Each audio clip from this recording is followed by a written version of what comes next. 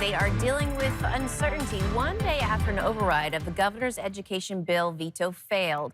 School districts across the state continue to work on their budgets, and that comes as our political reporter Steve Kirch begins our team coverage with how lawmakers say they'll now move forward to now fund education before the end of the session. One day after switching their votes and supporting the governor's veto of an education package, some lawmakers sounded like the governor on Tuesday, saying it's now time to fund schools and fix a broken system.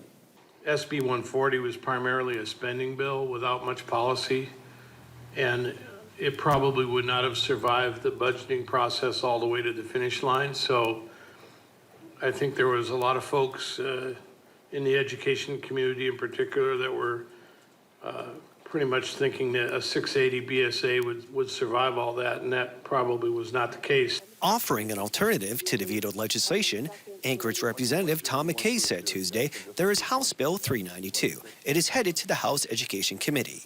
In it, items that will sound familiar: funding for schools and higher rural school internet speeds and the governor's priorities, teacher bonuses in charter schools. At the same time, another charter school bill, 391, is also in the Education Committee, proposing to give the governor what he wants: state board members additional power to approve new charter schools.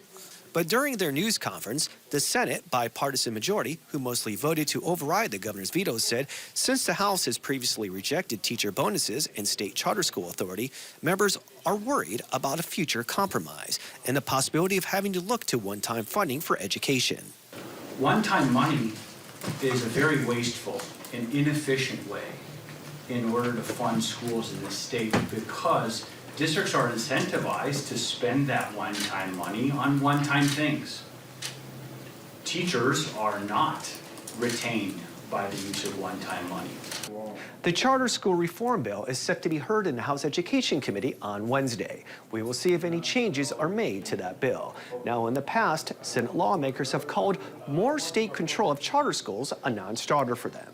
Steve Kirch, Alaska's news source.